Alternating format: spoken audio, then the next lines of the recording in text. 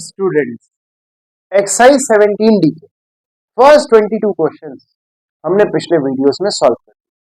अब अगर आपने पिछले वीडियोस देखे हैं तो भाई क्या बात है, लेकिन अगर आपने पिछले वीडियोस नहीं देखे तो भी नो टेंशन नो प्रॉब्लम, क्योंकि पिछले सारे वीडियोस के लिंक हमने डिस्क्रिप्शन बॉक्स में चिपका दिए। अब आज इस वीडियो में हम एक्सरसाइज 17D के बाकी बचे हुए क्वेश्चंस सॉल्व करेंगे, लेकिन यहाँ पर कहानी में एक छोटा सा ट्विस्ट है। अभी तक हमने जो भी डिफरेंशियल इक्वेशन सॉल्व किए, चाहे 17C हो चाहे 17D के अभी तक के सारे क्वेश्चंस, यहाँ पर अपने सामने जो डिफरेंशियल इक्वेशंस थे वो वेरिएबल सेपरेबल फॉर्म को बिलोंग करते थे, ठीक। लेकिन अब एक्सरसाइज 17D के बाकी बचे हुए क्वेश्चंस इस फॉर्म के होंगे। यहाँ पर जो डिफरेंशियल इक्वेशन हमारे सामने आएगा वो इस फॉर्म का होगा, dy by dx will be written as a function of ax plus by plus c।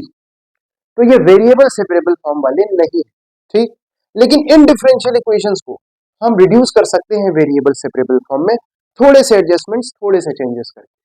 और एक बार ये वेरिएबल सेपरेबल फॉर्म में चेंज हो गए फिर तो भाई क्या बात है, काम एकदम आसान, ठीक। तो आइए पहले सीखते हैं कि अगर कोई डिफरेंशियल इक्वेशन इस फॉर्म का है तो उसे वेरिएबल सेपरेबल फॉर्म में कैसे रिड्यूस करते हैं। और जब हम ये सीख लेंगे तो उसके बाद हम एक्सरसाइज 17D के बाकी बचे हुए क्वेश्चन सॉल्व करेंगे। और जब हम क्वेश्चन सॉल्व करेंगे ना तो ये सारी बातें जो अभी हम आपको बताने जा रहे हैं ये सब कुछ बहुत अच्छे से समझ में आ जाएगा, बहुत ज्यादा अच्छे से, ठीक। तो मान लिया अपना डिफरेंशियल इक्वेशन इस फॉर्म का है तो क्या करेंगे, सबसे पहले we will assume that ax plus by plus c is equal to z, ठीक है, ये हमने माना। And then we will differentiate both sides of this equation with respect to x। तो यहां हमें मिल जाएगा a, यहां हमें मिल जाएगा b times gy by dx, c constant है तो वो तो जीरो हो गया, और इधर z को with respect to x differentiate करने पर हमें dz अपॉन में dx मिल जाएगा, ठीक है। अब जरा ये देखो, ये इक्वेशन नंबर 1 है, dy by dx is equal to f of ax plus by plus c। और फिर हमने ax plus by plus c बराबर z लिख ली, ये हो गया इक्वेशन 2।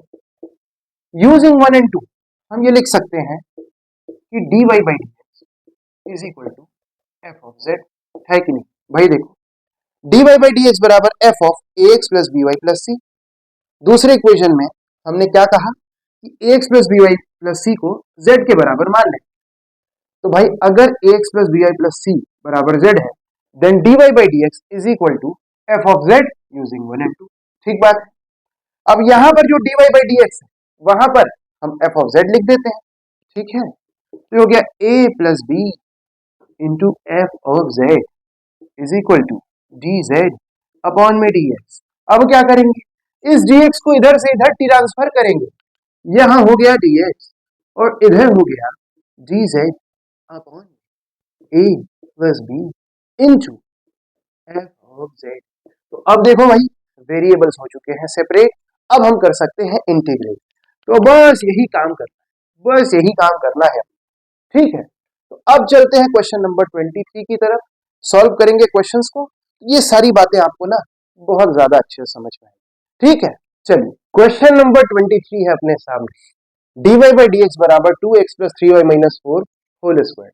ये गिवन डिफरेंशियल इक्वेशन है और इसका सॉल्यूशन हमें फाइंड करना है। तो देखो भाई, here dy by dx is written as a function of ax plus by plus c, ठीक है ना। तो क्या करेंगे हम लोग, अभी हमने जो सीखा है वही यहाँ पर अप्लाई करेंगे और ये सवाल बड़े ही आराम से सॉल्व हो जाएगा। तो सबसे पहले we will assume that 2x plus 3y minus 4 is equal to z, ये हमने माना है, ठीक है। And then we will differentiate both sides of this equation with respect to x।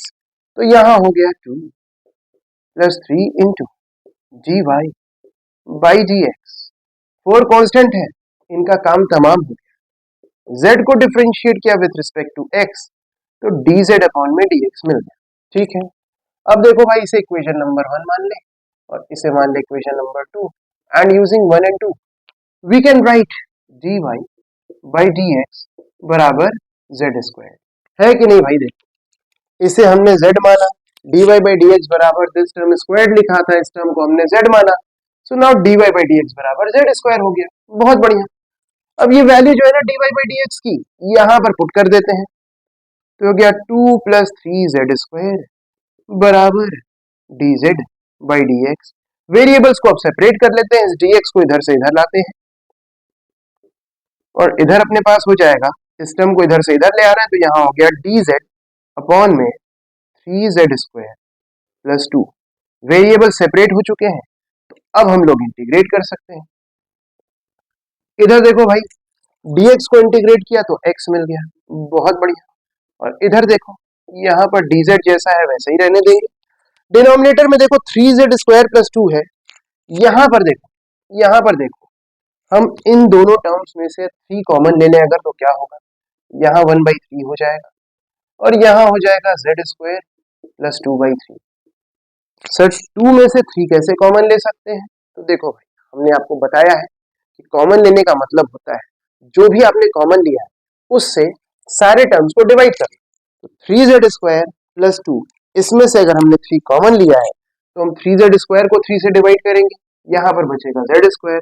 2 को 3 से डिवाइड करेंगे, यहाँ पर क्या मिलेगा, मिलेगा 2/3। ठीक है, तो ये ऐसा हो गया। अब देखो यहाँ पर x जैसा है इसे वैसे ही रहने दो, यहाँ 1/3 जैसा है वैसे ही रहने दो। यहाँ हम लिख सकते हैं dz upon z square plus under root of 2/3 का स्क्वायर। और अब देखो इस वाले इंटीग्रल को, इस वाले फॉर्म को आप पहचानते हैं, ठीक है। This is integral of dx upon में x square plus a square. और इससे हमें क्या मिलता है, इससे हमें मिलता है 1 upon a tan inverse of x upon a plus c। ठीक है, तो ये वाला फॉर्मूला यहाँ पर लगाएंगे और बस डन डना डन डन। यहाँ क्या मिलेगा, हमें मिलेगा देखो भाई 1 अपॉन a कौन है, √2/3, तो इसे हम √2/√3 भी लिख सकते हैं। tan inverse of x upon a, x की जगह यहाँ पर z है, यहाँ z हो गया, अपॉन में a की जगह √2/√3 प्लस c। ठीक है, एकदम बढ़िया। 3 से अगर √3 को डिवाइड करो तो क्या मिलता है, 3 को अगर √3 से डिवाइड करो तो क्या मिलता है भाई, क्या मिलता है, 3 को डिवाइड किया अगर √3 से तो √3 मिलता है कि नहीं, मिलता है। तो यहाँ पर हो गया क्या, x बराबर 1 अपॉन, यहाँ √3 हो गया इंटू √2, तो यहाँ हो गया √6। और यहाँ देखो ये हो गया tan inverse of √3z upon √2, ठीक है, प्लस c। अब थोड़ी साफ सफाई हम इधर करेंगे और उसके बाद आगे की कहानी यहाँ शुरू करेंगे, ज्यादा कुछ करने को रह नहीं गया है। ठीक है, तो आप नोट कर लीजिए ये सब, तो आपने नोट कर लिया होगा, आपने वीडियो को पॉज करके अपनी कॉपी में ये सब बहुत ही सुंदर राइटिंग में लिख लिया होगा। अब थोड़ी साफ सफाई हम कर देते हैं और हम यहाँ पर फाइनल आंसर लिख देते हैं। तो हो गया x is equal to 1 upon √6 tan inverse of √3। और भाई देखो z कौन है, z है 2x plus 3y minus 4 upon में √2 भी है और प्लस c भी है। ठीक है, so this is our answer. Question number 23 बड़े आराम से हमने कर लिया। अब हम चलेंगे क्वेश्चन नंबर 24 की तरफ। अब अपने सामने आ चुका है question number 24, x plus Y plus 1 into D Y by D x बराबर 1। इसे हम ऐसे भी लिख सकते हैं, कैसे लिख सकते हैं, ऐसे लिख सकते हैं D Y by D x बराबर 1 upon X plus Y plus 1। और अब हम क्या करेंगे, will assume this x plus Y plus 1 to be equal to z। ठीक है, ये हमने माना। Now we will differentiate both sides of this equation with respect to x। तो यहाँ मिला 1 plus D Y by D X, ये constant है, इनका काम तमाम हो गया। इधर हो गया डी जेड अपॉन में डी एक्स। अब देखो भाई, इसे मान लो इक्वेशन नंबर 1, इसे मान लो equation number 2। Using 1 and 2 we can write D Y by D x बराबर 1 अपॉन जेड। देख लो भाई, इसे हमने जेड माना, so d Y by D x बराबर 1/z हो गया। D Y by D x बराबर 1/z है, तो यहाँ पर d Y by D x की जगह हम 1/z लिख देते हैं। बहुत बढ़िया, बहुत बढ़िया भाई, क्या बात है। ठीक है, अब क्या किया जाए, अब क्या किया जाए भाई, यहाँ पर देखो ये हो गया, यहाँ पर इन दोनों टर्म्स के डिनोमिनेटर में एलसीएम हो गया z, तो ये हो गया z+1/z dz अपॉन में dx है अपने पास इधर। ठीक है, अब क्या किया जाए, अब थोड़ी स्पेस यहाँ पर बनाते हैं, थोड़ी जगह बनाते हैं और आगे कंटिन्यू करते हैं इधर।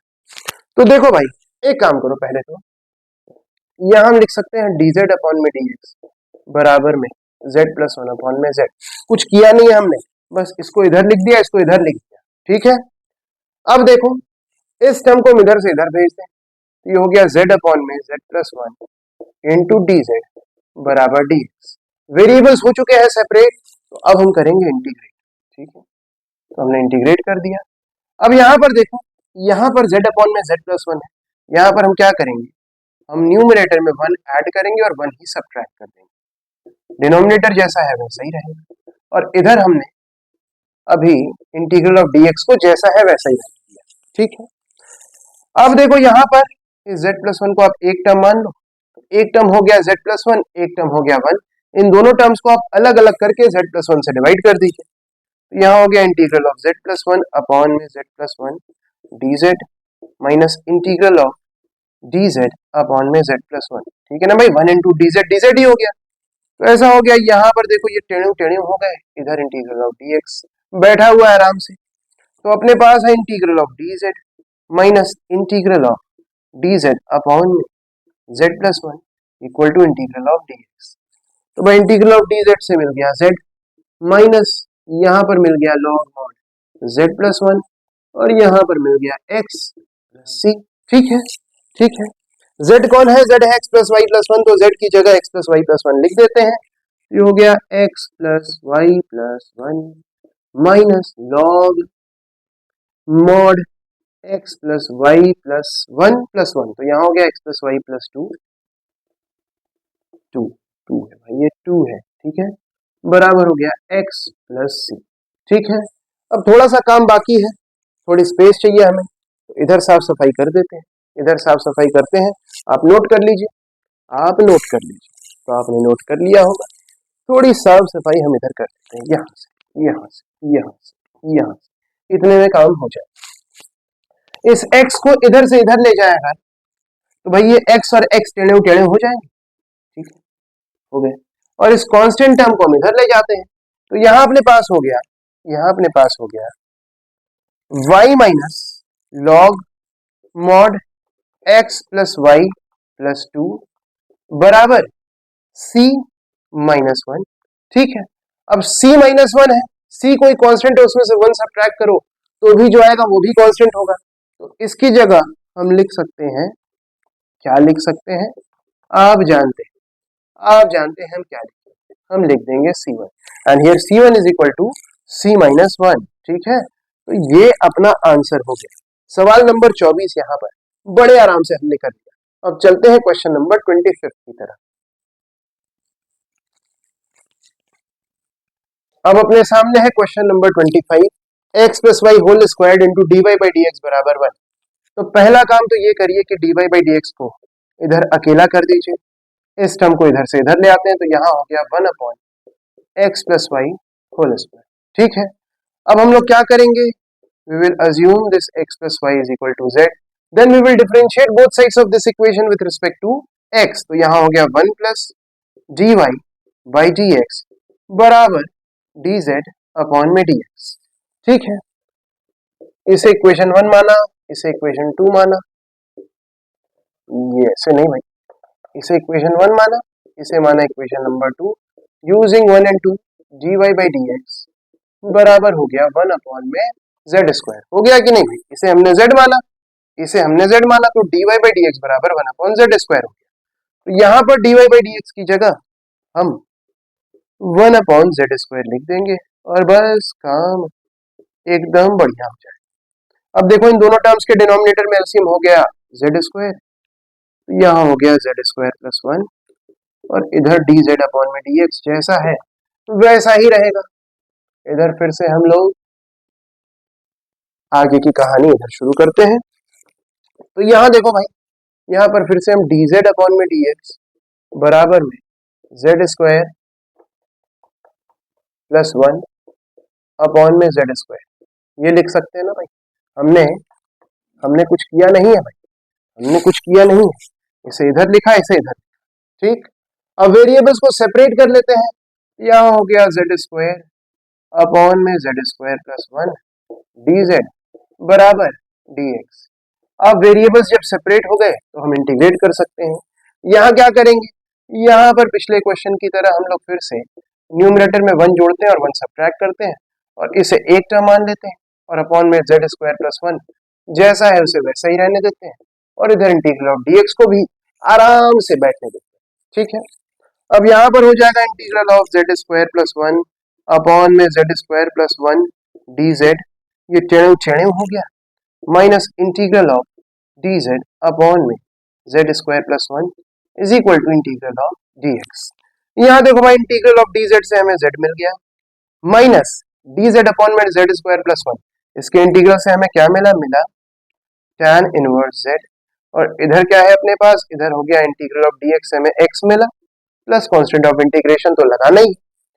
अब इस z की जगह हमें क्या लिखना है, x प्लस वाई लिखना है, तो यहाँ पर आप x प्लस वाई लिख दीजिए minus tan inverse of z की जगह भी x प्लस वाई लिख दीजिए और इधर है x प्लस सी।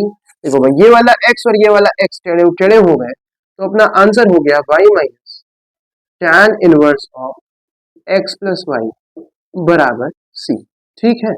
बहुत बढ़िया, सवाल नंबर 25 डन। अब चलते हैं क्वेश्चन नंबर 26 की तरफ। Now in question number 26 we have dy by dx is equal to cos of x plus y। तो यहां पर भी सबसे पहले हम क्या करेंगे, x plus y बराबर z ये हम लोग मान लेते हैं। Then we will differentiate both sides of this equation with respect to x। तो यहां मिला 1 plus dy by dx बराबर dz अपॉन में dx। ये इक्वेशन 1 है, ये इक्वेशन 2 है। Using 1 and 2 dy by dx बराबर dy by dx, अरे भाई dy by dx बराबर cos z, ठीक है। अब यहाँ dy by dx की जगह हम cos z लिख देते हैं, ये हो गया 1 प्लस cos z बराबर dz अपॉन में dx, जिसे कि हम ऐसे भी लिख सकते हैं ना भाई, dz by dx बराबर 1 प्लस cos z, ठीक है ना भाई। इसे इधर लिखा, इसे इधर लिखा। अब देखो वेरिएबल्स को सेपरेट कर लेते हैं, ये हो गया dz अपॉन में 1 प्लस cos z और यहाँ देखो भाई इधर dx आ गया, ठीक है ना। अब वेरिएबल सेपरेट हो गए तो हम कर देते हैं इंटीग्रेट। बहुत बढ़िया, बहुत बढ़िया भाई, बहुत बढ़िया। अब देखो यहाँ पर है इंटीग्रल ऑफ dz अपॉन में 1 प्लस cos z है। 1 प्लस cos z को हम 2 cos स्क्वायर z बाई 2 लिख सकते हैं। ये फॉर्मूला आपको आता होगा भाई, बहुत अच्छे से आता होगा। अब यहाँ देखो 1 बाई 2 हमने बाहर लिख दिया, ये हो गया integral of 1 upon cos square z by 2 को हम sec स्क्वायर z बाई 2 लिख सकते हैं। और अगर हम sec स्क्वायर z बाई 2 को इंटीग्रेट करें तो हमें क्या मिलेगा, हमें मिलेगा tan ऑफ z बाई 2। और यहाँ आप देख सकते हो कि z जो वेरिएबल है उसके साथ कोएफिशिएंट है 1 अपॉन 2, तो उससे हमें डिवाइड भी करना पड़ेगा, यानी कि हम यहाँ पर इस टर्म को 1 बाई 2 से डिवाइड भी करेंगे। तो यहाँ पर देखो 1 बाई 2, यहाँ पर भी 1 बाई 2, तो ये हो गया tan, ये हो गया tan। और इधर देखो इंटीग्रल ऑफ dx से आपको x मिल गया प्लस c मिल गया, तो यहाँ हो गया tan of z by 2। z कौन है, z है x प्लस वाई, तो हो गया tan of x plus Y by 2 बराबर x प्लस c। तो सवाल नंबर 26 बड़े ही आराम से, बहुत ही ज्यादा आराम से, हंसते मुस्कुराते हुए हमने कर लिया। अब हम चलते हैं क्वेश्चन नंबर 27 की तरफ।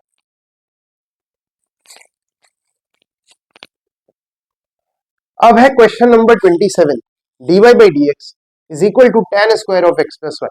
तो काम बहुत आसान है, सबसे पहले x प्लस वाई बराबर z ये हम लोग मान लेते हैं, अज्यूम करते हैं, ठीक। And then we will differentiate both sides of this equation.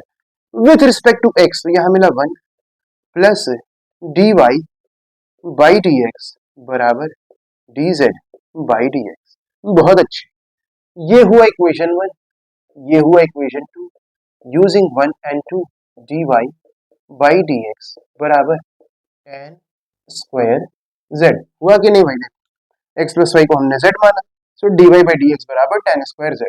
ठीक है, एकदम बढ़िया, एकदम बढ़िया। अब यहाँ पर dy बाई डी एक्स की जगह हम क्या लिखेंगे? हम लिखेंगे tan स्क्वायर z। तो यहाँ हो गया 1 प्लस tan स्क्वायर z बराबर dz अपॉन में dx, और 1 प्लस tan स्क्वायर z हो जाएगा sec स्क्वायर z। बहुत बढ़िया, बहुत बढ़िया। ठीक है, इसे हम लिख सकते हैं dz अपॉन में dx बराबर sec स्क्वायर z। यहाँ पर कुछ भी किया नहीं है, ठीक है। LHS को RHS बना दिया, RHS को LHS बना दिया, ठीक है। ठीक, अब देखो, ठीक है ना भाई, a बराबर b होता है तो b बराबर a होता है ना, वही वाली लॉजिक है, सिंपल। अब वेरिएबल्स को सेपरेट करने के लिए इस dx को इधर भेज देते हैं और sec स्क्वायर z को इधर ले आते हैं। तो यहाँ हो गया dz अपॉन में sec स्क्वायर z, और इधर हो गया dx। अब वेरिएबल सेपरेट हो चुके हैं तो हम लोग इंटीग्रेट कर देते हैं, तो ये गया इंटीग्रल ऑफ dz अपॉन में sec स्क्वायर z। अब देखो 1 अपॉन sec स्क्वायर z को हम cos स्क्वायर z लिख सकते हैं, तो ये हो गया cos स्क्वायर z dz बराबर इंटीग्रल ऑफ dx। बहुत अच्छे। अब cos स्क्वायर z को हम लिख सकते हैं, क्या लिख सकते हैं? यहां हम लिख सकते हैं 1 प्लस cos 2z अपॉन में 2, ठीक है, dz, और इधर है इंटीग्रल ऑफ dx। बहुत बढ़िया, बहुत बढ़िया। अब इन्हें अलग अलग करके हम इंटीग्रेट कर देते हैं एकदम आराम से। तो यहां हो गया भाई 1/2 integral of dz plus 1/2 integral of cos 2z dz, ठीक है, और इधर इंटीग्रल ऑफ dx तो है। बहुत बढ़िया, 1/2 into integral of dz, dz को इंटीग्रेट करने पर क्या मिलेगा? z मिलेगा। बहुत बढ़िया, प्लस 1/2 cos 2z को इंटीग्रेट करेंगे तो क्या मिलेगा? sin 2z मिलेगा। लेकिन आप यहाँ देख रहे हैं कि वेरिएबल के साथ कोएफिशिएंट क्या है? 2 है, तो उससे हमें डिवाइड भी करना पड़ेगा, ठीक। और इधर क्या हो गया? इधर हो गया x प्लस सी। तो आप इतना नोट करिए, पहले पहले इतना नोट करिए, उसके बाद इसके आगे की कहानी हम इधर शुरू करते हैं, ठीक। साफ सफाई करने के बाद तो आपने ये सब लिख लिया होगा बढ़िया से, बढ़िया से, एकदम बढ़िया से, खूबसूरत सी हैंड राइटिंग में आपने इसे अपनी कॉपी पे उतार लिया होगा, ठीक। अब z कौन है? z है x प्लस वाई। तो यहां हो गया भाई 1/2 x प्लस वाई प्लस 2 2 जा 4, 1/4 साइन 2z है, तो ये हो गया 2 ब्रैकेट में x प्लस वाई, ठीक है। और इधर कौन है? इधर है x प्लस सी। एक काम करते हैं, इधर देखो, इन दोनों टर्म्स के डिनोमिनेटर में एलसीएम ले लेते हैं 4। यहाँ हो गया 4, ये क्या हो जाएगा? ये हो जाएगा 2 into X plus Y plus यहाँ हो जाएगा sign of 2x plus 2y, और इधर देखो x प्लस सी जैसा है वैसे ही रहेगा।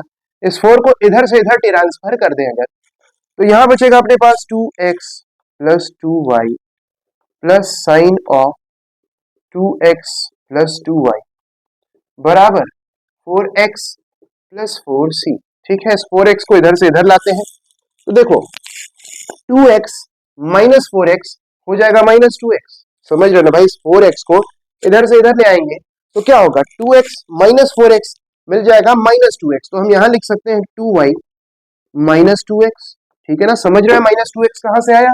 2x, और इधर से 4x आया, उससे हमने 2x में से जैसे ही सब्ट्रैक्ट किया मिल गया minus 2x plus sine of 2x plus 2y बराबर 4c है इधर, 4c, 4c।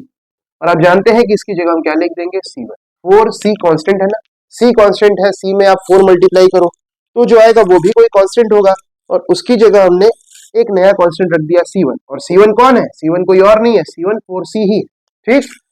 अब देखो यहां पर हम 2 कॉमन ले लेते हैं, ये हो गया y minus X plus sine of 2x plus 2y बराबर c1, and this is our answer. तो सवाल नंबर 27 यहाँ कंप्लीट होता है। अब हम चलते हैं क्वेश्चन नंबर 28 की तरफ। आइए बच्चा लोग अब सवाल नंबर 28 करते हैं। cos square of x minus 2y is equal to 1 minus 2 into D Y by D. तो सबसे पहले तो इस dy बाई डी एक्स वाले टर्म को इधर से इधर लाते हैं और cos square x minus 2y को इधर से इधर ले चलते हैं। ठीक है ना, एकदम बढ़िया। तो 2 into D Y by D x बराबर हो गया 1 minus cos square x minus 2y। बहुत अच्छे, बहुत अच्छे। और इस 2 को भी इधर से इधर ले जाते हैं, dy बाई डी एक्स को इधर अकेला कर देते हैं। तो इधर हो गया dy by D X equal to 1 minus cos square x minus 2y और अपॉन में हो गया 2। एकदम बढ़िया। अब क्या करेंगे, अब आप जानते हैं कि क्या करेंगे। अब हम मान लेते हैं, अज्यूम करते हैं कि x माइनस 2y बराबर z। ठीक है, x माइनस 2y बराबर z, ये हमने मान लिया। यहां हम लिख देंगे let. Now we will differentiate both sides of this equation with respect to x। तो यहां हो गया 1 minus 2 into D Y by D x बराबर d z by D x. अब इसे इक्वेशन 1 मान लेते हैं, इसे मान लेते हैं इक्वेशन नंबर 2, और इन दोनों को मिला के हम लिख सकते हैं D Y by D x बराबर 1 minus cos square Z by 2। ठीक है, एकदम बढ़िया है।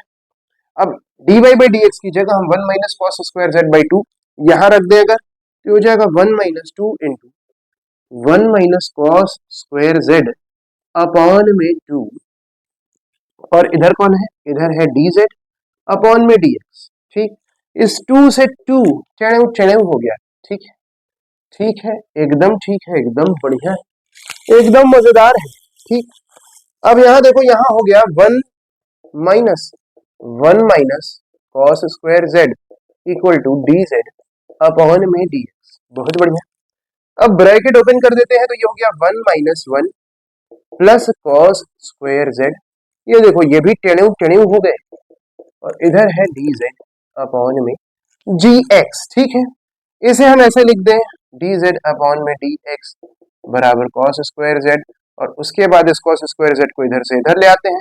ये हो गया डी जेड अपॉन में कॉस स्क्वायर जेड बराबर डी एक्स। बहुत अच्छे। यहां हो गया अपने पास sec square z d z. हुआ कि नहीं भाई, 1 अपॉन कॉस स्क्वायर जेड, उसकी जगह हमने सेक स्क्वायर जेड लिख दिया। ठीक है, और इधर हो गया डी एक्स। वेरिएबल सेपरेट हो चुके हैं, तो हम कर देते हैं integrate. Integral of sec square Z gives us tan Z, और इधर इंटीग्रल ऑफ डी एक्स हमें मिल गया एक्स, और कांस्टेंट ऑफ इंटीग्रेशन सी भी हम लगा देते हैं। अब z कौन था भाई, z कौन था, z कौन था, z था x माइनस 2y। तो अपना आंसर हो गया tan of x minus 2y बराबर x प्लस सी। ठीक है, ये अपना आंसर हो गया। आपकी बुक के आंसर में ना सी इधर लिखा हुआ है, आप इक्वेशन के किसी साइड भी कांस्टेंट ऑफ इंटीग्रेशन लगा सकते हो ना, that is not a big problem. तो सवाल नंबर 28 यहाँ पर बड़े आराम से हो गया। अब चलते हैं इस एक्सरसाइज के लास्ट क्वेश्चन, क्वेश्चन नंबर 29 की तरफ। अब करेंगे सवाल नंबर 29, question number 29। D Y by D x बराबर x plus Y plus 1 upon में 2x प्लस 2y प्लस 3। ये गिवन डिफरेंशियल इक्वेशन है, और इसी डिफरेंशियल इक्वेशन का सॉल्यूशन हमें फाइंड करना है। देखो भाई, यहाँ पर 2x प्लस 2y है, यहाँ पर हम 2 कॉमन ले लें। अब हम लोग मान लेते हैं कि x प्लस वाई बराबर z।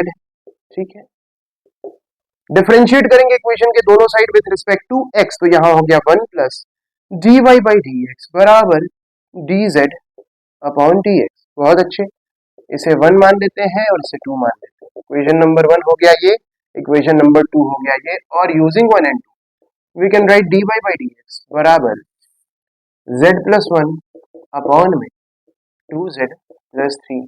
ठीक, अब इस dy बाई डी एक्स की जगह, dy बाई डी एक्स की जगह हम z प्लस 1 अपॉन में 2z प्लस 3 लिख देते हैं। बहुत अच्छे, बहुत अच्छे, बहुत बहुत ज्यादा ज्यादा अच्छे अच्छे। ठीक, अब देखो क्या किया जाए, अब देखो क्या किया जाए। अब देखो इन दोनों टर्म्स के डिनोमिनेटर में एलसीएम हो जाएगा 2z+3,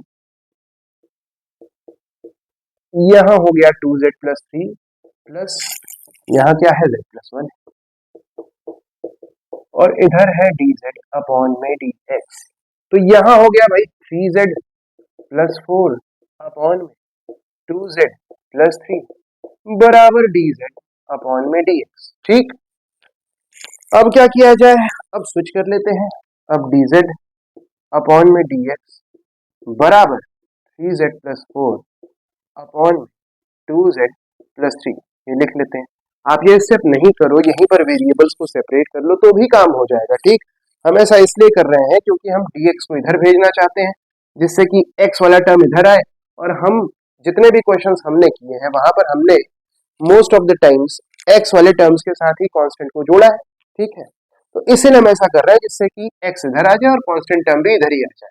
ठीक, आप यहीं पर कर लो तो भी कोई दिक्कत नहीं है, और आप जानते हो कि कांस्टेंट टर्म इक्वेशन के किसी भी साइड आप ऐड कर सकते हो। ठीक, तो सारी चीजें एकदम बढ़िया है, एकदम आसान है। ठीक, तो देखो अब वेरिएबल्स को सेपरेट कर ले तो इधर हो गया 2z+3 अपॉन में 3z+4 इंटू dz बराबर dx। वेरिएबल सेपरेट हो चुके हैं तो अब हम इंटीग्रेट कर लेते हैं। यहाँ देखो न्यूमरेटर को अलग अलग करके हम लोग ऐसे लिख सकते हैं 2z अपॉन में 3z+4 dz plus integral of 3 upon 3z+4। ठीक, और इधर इंटीग्रल ऑफ dx है। ठीक है ना, न्यूमरेटर को हमने अलग अलग कर लिया, अलग करके 2z को हमने डिवाइड किया इससे 3z+4 से, और 3 को भी डिवाइड किया 3z+4 से, तो ये अपने पास आ गया। अब इस 2 को बाहर लिख लेते हैं जरा, ये हो गया 2 इंटीग्रल ऑफ, यहाँ हो गया z upon 3z+4 dz plus यहाँ पर भी 3 बाहर निकाल लीजिए आप, यहाँ हो गया integral of dz upon 3z+4 equal to integral of dx। अब आप इतना नोट करिए, आप इतना करिए नोट, साफ सफाई हम करेंगे फिर आगे की कहानी इधर शुरू करेंगे। ठीक है, ठीक है, ठीक। तो भाई यहाँ से साफ करें, x + y बराबर z है, आप ये याद रखना, तो हम ये भी साफ कर देते हैं। ठीक है, थोड़ी ज्यादा स्पेस अपने पास हो जाएगी ना तो काम हो जाएगा आसान। तो याद रहे हमें कि x + y बराबर z है। ठीक, अब देखो यहाँ पर है 2 into integral of z upon में 3z+4 है। यहाँ पर एक काम करो कि भाई आप 3 से मल्टीप्लाई करो और 3 से डिवाइड करो। ठीक है ना, इस वाले इंटीग्रल में आप क्या कर रहे हैं कि 3 से मल्टीप्लाई और 3 से डिवाइड कर रहे हैं, तो जिस 3 से डिवाइड कर रहे हैं उस 3 को हमने बाहर लिख दिया, और जिस 3 से मल्टीप्लाई कर रहे हैं उस 3 को हमने z के साथ लिख दिया। ठीक है ना, सिंपल। इस टर्म में हमने 3 मल्टीप्लाई किया और 3 डिवाइड, तो यहाँ पर जो डिवाइड किया है जिस 3 से वो यहाँ लिखा, और जिस 3 से मल्टीप्लाई किया है ना उसे z के साथ लिख दिया। नीचे है 3z+4 dz plus 3 into integral of dz upon में 3z+4 equal to integral of dx। अब एक और काम कर लेते हैं, ये हो गया 2/3 इंटीग्रल ऑफ 3z, यहाँ पर आप 4 ऐड करिए और 4 सब्ट्रैक्ट कर दीजिए। ठीक है, 4 ऐड किया हमने और 4 ही सब्ट्रैक्ट किया, जो हमने दिया वही हमने वापस ले लिया, तो किसी को कुछ भी बुरा नहीं लगा। ठीक है, equal to integral of dx। अब देखो इस 3z+4 को एक टर्म मान लेते हैं, तो यहाँ हो गया 2/3 इंटीग्रल ऑफ, और अलग अलग कर लेते हैं ना, 3z+4 अपॉन में 3z+4 dz माइनस 2/3 इंटू 4 किया अगर तो हो गया -8/3 इंटीग्रल ऑफ dz अपॉन में 3z+4 plus 3 into integral of dz upon में 3z+4 equal to integral of dx। अब थोड़ी साफ सफाई इधर भी करनी पड़ेगी, इधर भी करनी पड़ेगी, इधर भी कर लेते हैं, इधर भी कर लेते हैं। आपने नोट तो पहले ही कर लिया होगा, नहीं किया तो अभी कर लो। ठीक है, तो आपने कर लिया होगा, और अगर मान लो नहीं कर पाया यार तो वीडियो को पॉज करके पीछे जा करके अच्छे से नोट कर लें। ठीक है, ठीक, ठीक है, ठीक है, ठीक है। एकदम बढ़िया है।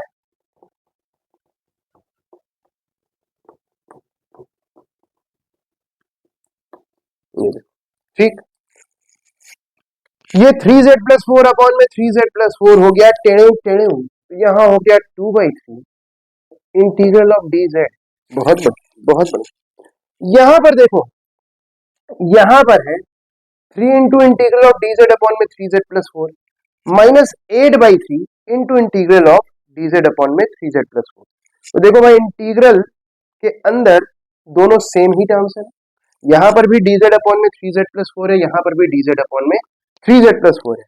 यही चीज, ये वाला इंटीग्रल यहाँ पर 3 टाइम्स है और यही वाला इंटीग्रल यहाँ पर -8/3 टाइम्स है। तो अगर आप 3 में से 8/3 घटाओ तो आपको क्या मिलेगा? 3 माइनस 8/3 करने पर हमें क्या मिलेगा? हमें मिलेगा 9 माइनस 8/3, यानी कि हमें 1/3 मिल जाएगा। तो देखो भाई, इन दोनों को हमने मिला दिया, इसमें से इसको सब्ट्रैक्ट कर दिया, तो हमें क्या मिला?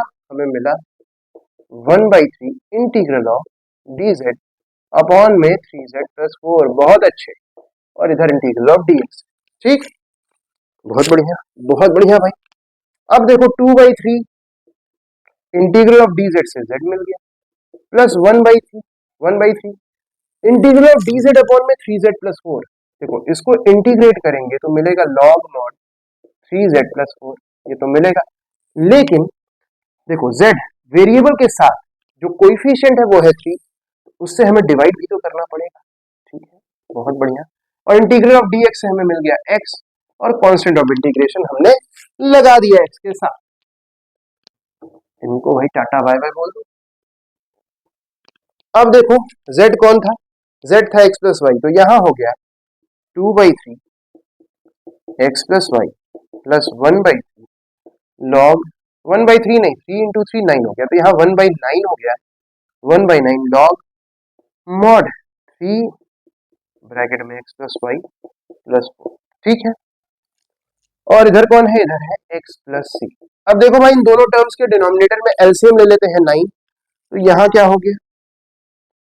यहाँ एलसीएम 9 हो गया।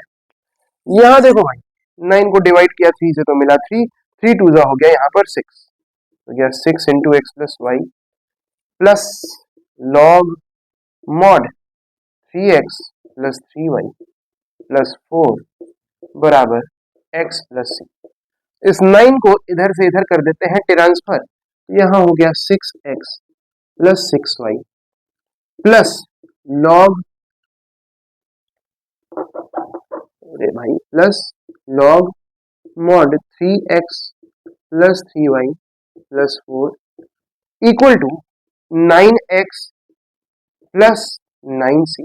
ठीक है, लेकिन आप जानते हो कि भाई 9c भी एक कांस्टेंट होगा ना, c है कांस्टेंट, 9 इंटू सी भी कांस्टेंट होगा। तो इस 9c की जगह हम यहाँ पर c1 लिख दें, इस 9c की जगह यहाँ पर हम c1 लिख देते हैं। ठीक है ना, here c1 is equal to 9c। ठीक है, तो ये अपना आंसर हो गया। अच्छा, बुक के आंसर में ना, बुक के आंसर में यहाँ पर 5x लिखा हुआ है, लेकिन बुक का आंसर गलत है, यहाँ पर 6x होगा। सो this is the correct answer. आप बुक में करेक्शन कर लेना। और यहाँ पर सवाल नंबर 29 कंप्लीट होता है, और कंप्लीट होती है एक्सरसाइज 17D।